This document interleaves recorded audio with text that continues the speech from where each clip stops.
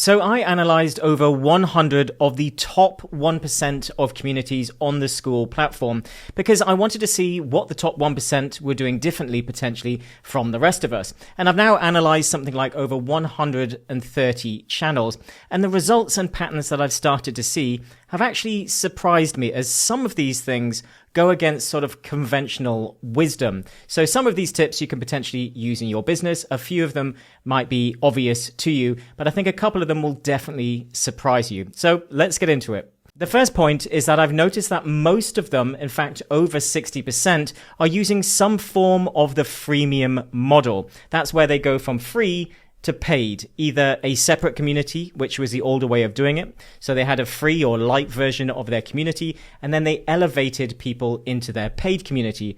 Or now that I'm starting to see more and more of is obviously with tiers. Now with tiers, we can do more inside one community.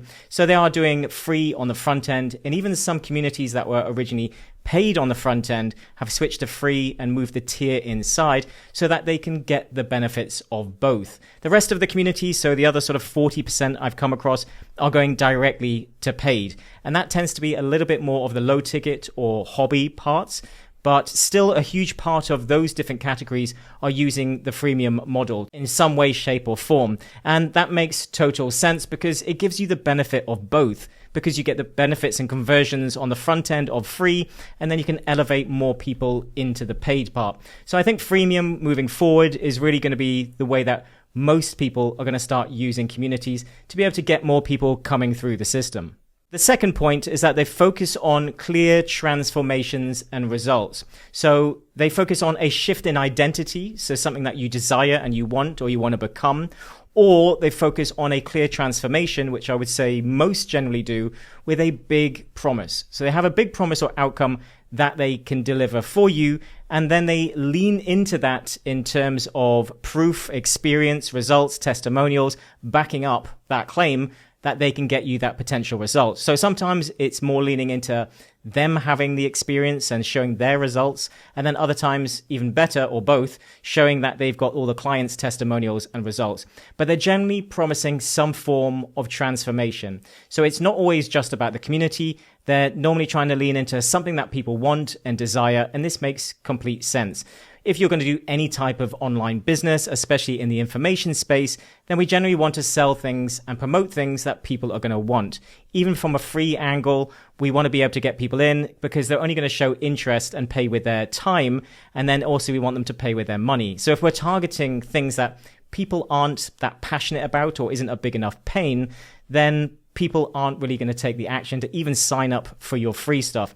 So I think focusing on a clear transformation is something that I really, really see most, if not all, of the top communities doing. So they aren't just general, I will help you with this general thing in your life. They're normally focusing on one key area where they can really help you improve. Even in the hobby ones, I noticed this. So if it was, say, some type of sport, maybe they would take you from one level to the next level. So they were still targeting beginners for a particular transformation or intermediate for another transformation. Or they had multiple levels or communities for elevating people through the different levels. But there was always a clear transformation or goal to their community. The next point that I've noticed is that people are really leaning into the community angle. So obviously, if you're growing a community, that sort of makes sense. But a lot of these top communities are really focusing on the movement and the benefits of a community. So your tribe, being surrounded by like-minded people, getting support. There's a lot of wording, terminology, and ways that people are framing it around the community part. And movement is a word I'm seeing more.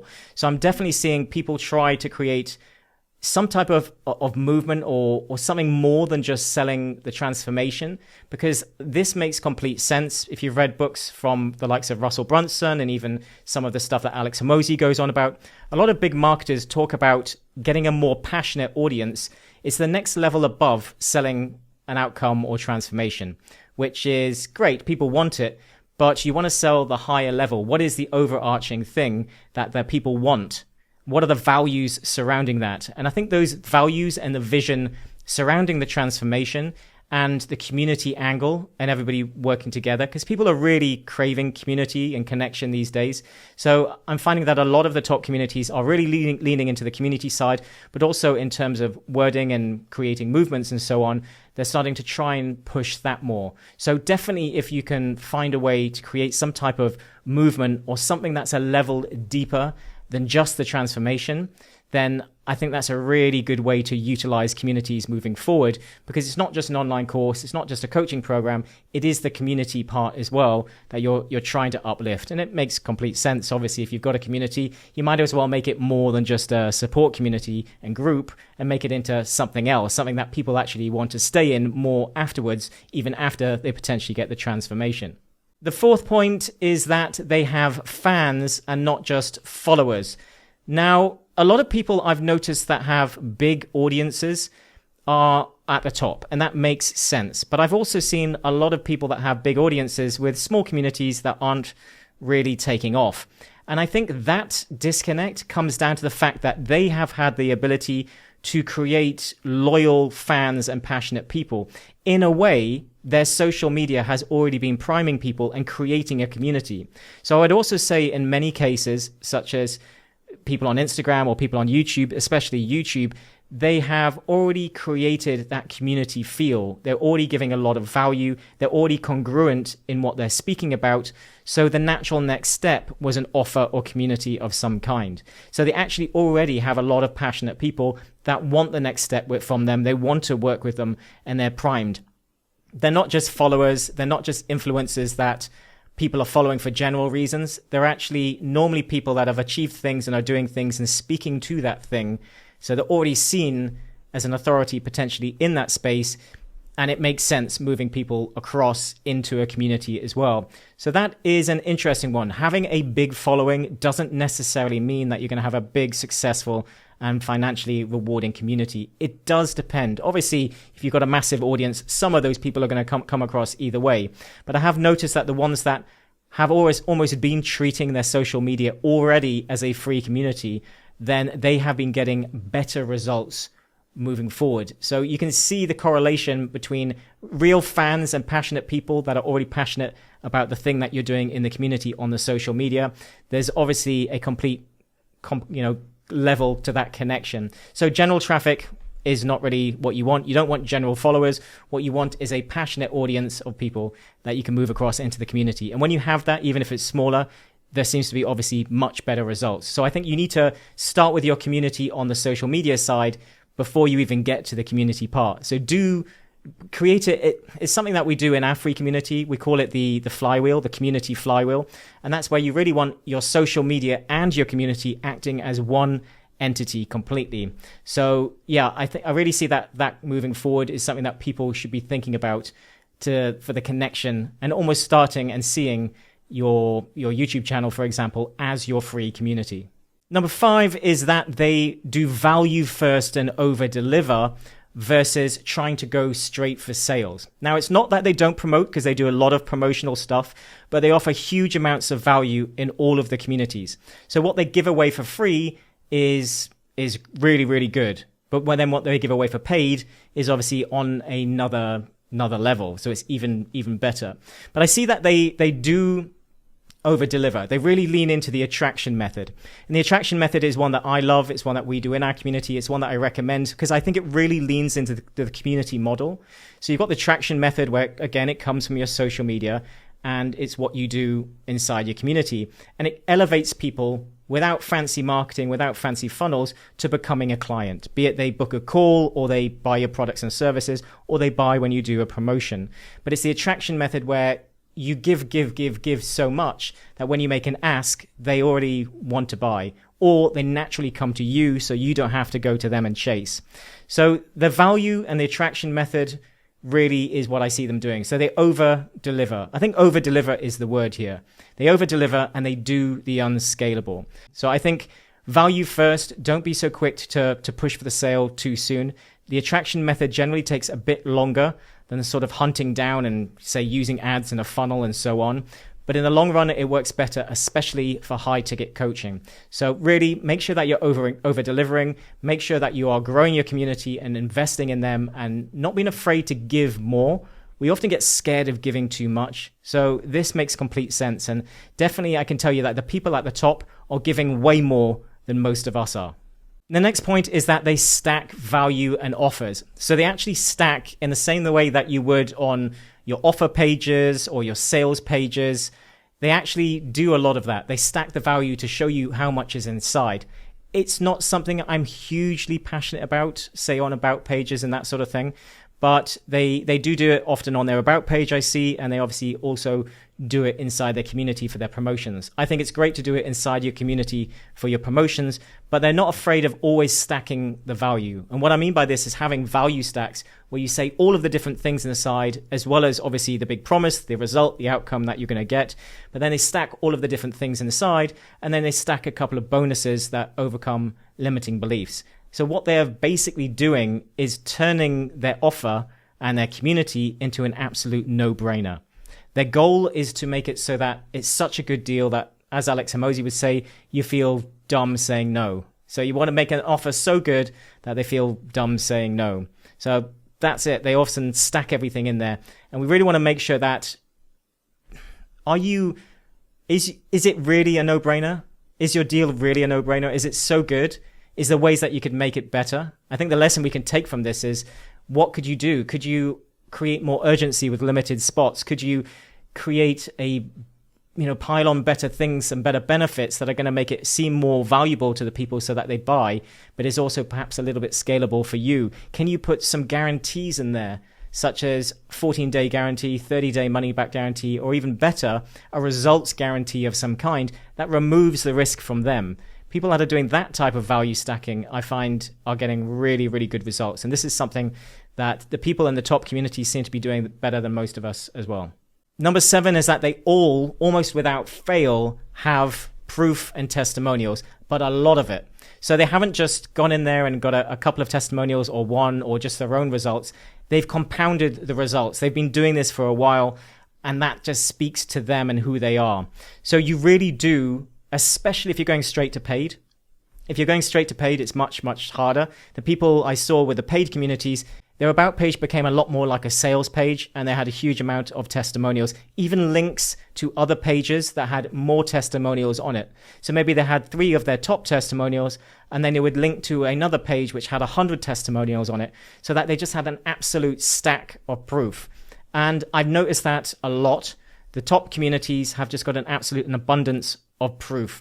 So I think if you're going to compete in any way to even try and get to the mid-level, close to the sort of top communities, you really have to have as much proof as possible. So I would say, even if you work for free or cheap or whatever, you want to get as many testimonials and results and proof as possible to back up the claim of what your community is about. So strong proof these days, with trust being low, is more important than ever. The next thing I see is that they all have a clear onboarding strategy. So they know what's going to happen from traffic all the way through to becoming a paid client. So they have a plan or system in place. They know the customer journey. They've mapped this out and thought about it, and they know how they're going to get people from A to B. Normally, in our community, we would take you through a process of explaining how to you get your niche, you find your idea, you decide on the offer, and then you reverse engineer that offer to then create your community and the onboarding and the program and content, everything inside the community, the freebie and so on, and then all the way back to the type of content that you would create on your social media or say your YouTube channel. So we want to reverse engineer that so it's all congruent when it starts going the opposite direction.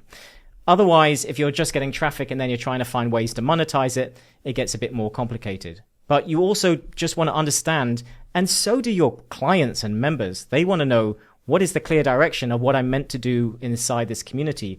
Are you overwhelming me with content? Is there no clear plan on where I should start and what I should do next and in what order? And then are you overwhelming me to the point that I don't want to take any action anymore and I don't come back?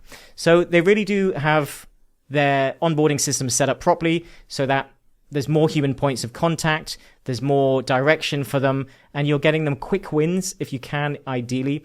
I think quick wins are something I'm seeing communities that are being successful are doing this really well. They're able to get you a small result so that you trust them. And that small result could be in terms of a mindset shift, or it could actually be a small win in the thing that you're trying to get them to do. So for example, it could be, if I was growing communities, it could be get your first 10 members signed up in the next 10 days or something like that. Whatever it's going to be, you get them that little win. So now they believe that it's possible and they trust you and they want the next step.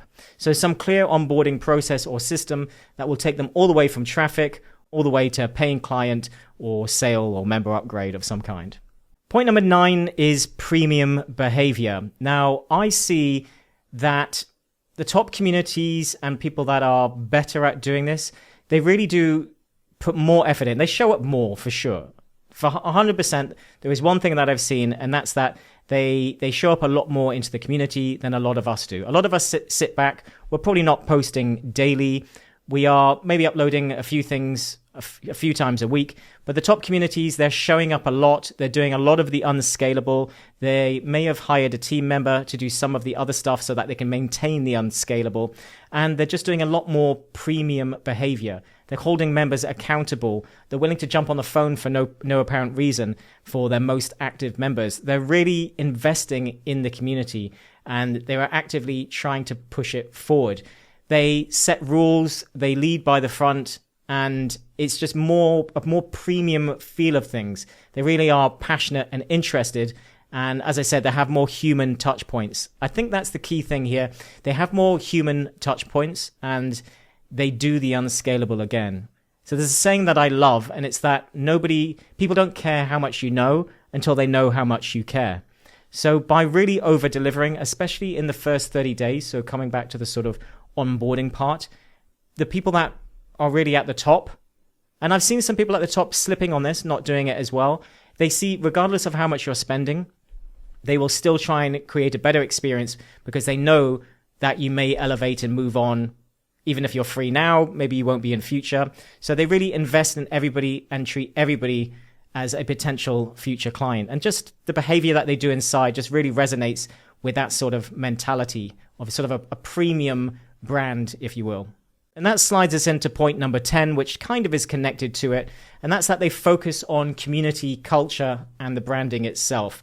So the branding is that they are taking a longer term view of this and they are trying to create an actual brand around their community. So the community is not a second thought. It's not an add-on to a course or coaching program.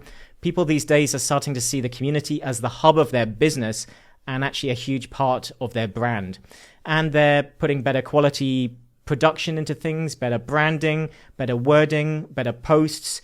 They're just investing more into the overall feel and quality of that brand. But they're also investing in trying to create a culture. So especially when they first started out, they want to get the right people in there. They nurture them. They over-deliver. The first sort of 30 people that come in, they really make sure they're engineering those people so they can get a community culture from day one that then they can maybe sit back a bit more and other people will know about the culture and they will expand on that. So they really create the community culture itself. They set certain rules. They moderate properly so there's not too many bots or spammers, especially if it's a free community. They don't necessarily let everyone in. It's not a numbers game to them. They really think about who's coming inside. I, for example, probably don't let nearly 50% of people inside the community. If someone doesn't take the time to answer the questions, if somebody doesn't have the right profile picture, or they don't seem like they're a match, or they haven't been active, I may potentially reject them. So the effort from the type of person that you're letting in is just as important because you want to engineer the community itself you can let a few people in to chance it and risk it, but you want to make sure the core of the people that you are bringing in really adds to the culture and won't take away from it. Because I have seen communities completely die because the culture's not been right. And it's normally because of the leadership on the front end and the fact that you're starting to get so many spammers that you end up turning off all notifications and you're almost just in the community, but you stop going back to it. Or maybe you occasionally just check in. And then you can see that this is even in communities that have got 20,000 people. And I see that their posts are getting 10 likes, which just shows that the community is completely dead. So community culture is definitely something that I see the top 1% of community builders really investing in.